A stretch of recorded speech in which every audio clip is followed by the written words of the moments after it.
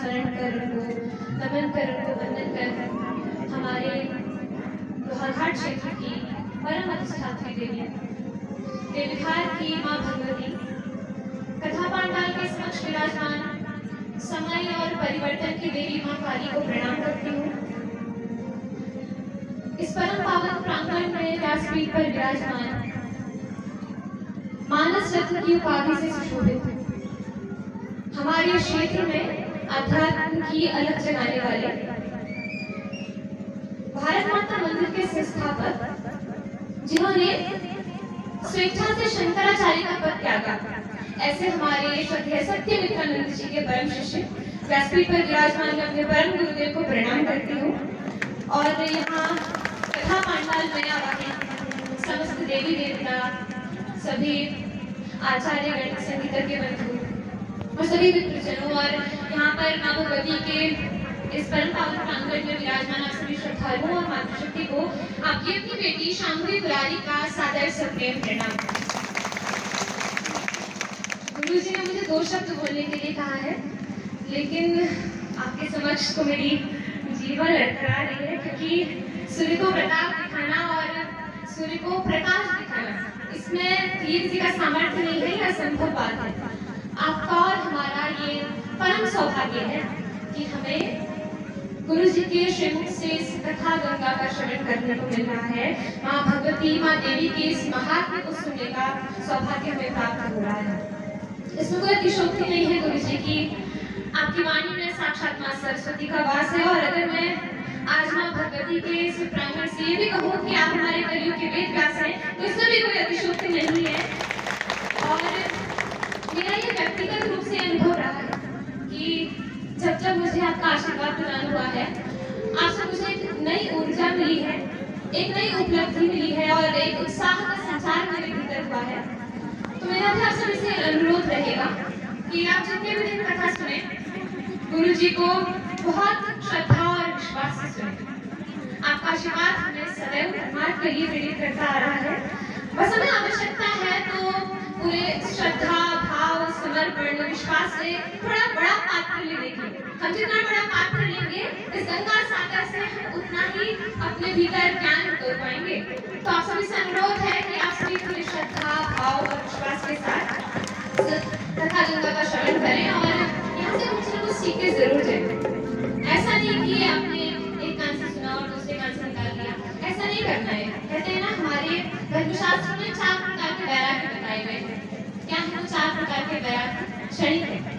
कहते हैं गर्भे व्याधो शंशानि च पुराणे यामतिर्भवे सा यदि स्थिरतां याति पूर्णमुच्चैत बन्धना।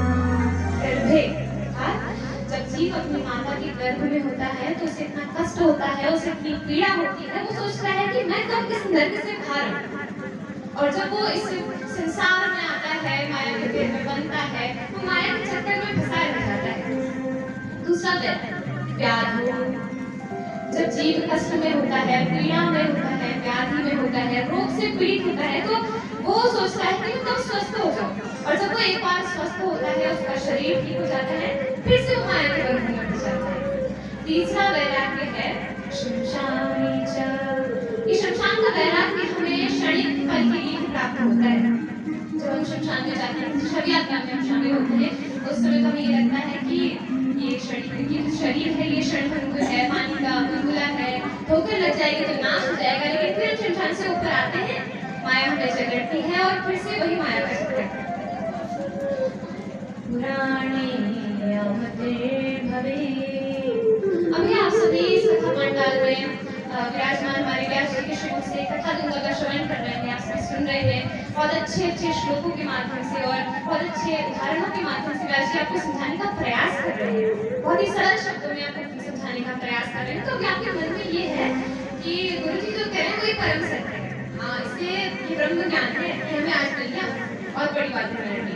लेकिन अभी आप इस कथा पांडाल से बाहर जाएंगे, आप अपनी चरण पादुकाएं धारण करेंगे और फिर वही माया का चक्कर, ये मेरा फिर क्या कहते हैं धर्मशास्त्र? सा यदि स्थिरतां याति पूर्णमुच्चैत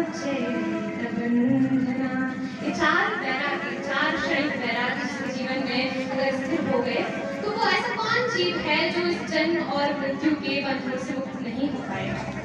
और आपने गुरु जी आज मुझे एक स्तोत्र सुनाने की अनुमति दी है, तो मैं ना सभी के समक्ष महिषासुरमर्दिनी स्तोत्र का पाठ कर रही हूँ। कहते हैं कि माँ भगवती को अगर आप ये स्तोत्र सुनाएंगे, आप सभी से मेरी प्रार्थना है कि याद नहीं है तो आप देखकर इसको पढ़ने का प्रयास कीजिएगा। आप माँ भगवती के चरणों में इसे समर्पित कीजिएगा।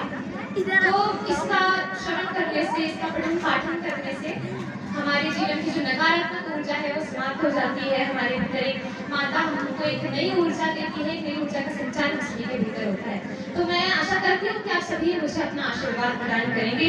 बोलिए भगवती मैया की, भगवती मैया की। आद्या शक्ति स्वरूपिणी गणवती गौरी गिरा पावनी समलंकार स्वरूप रूप अखिला श्वेता शिता वासिनी सर्वे कर्म प्रधान बुद्धि वर्दे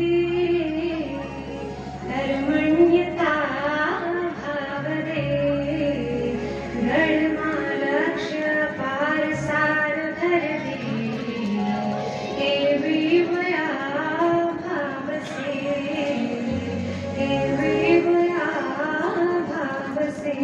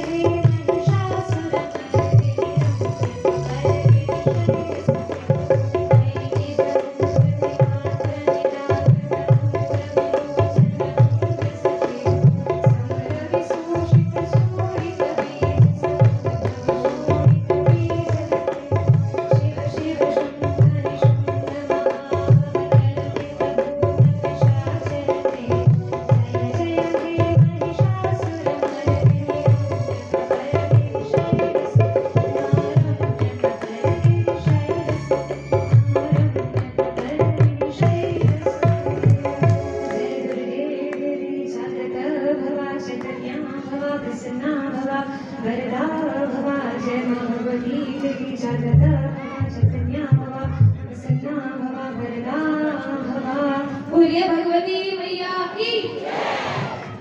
तो जोरदार ताली।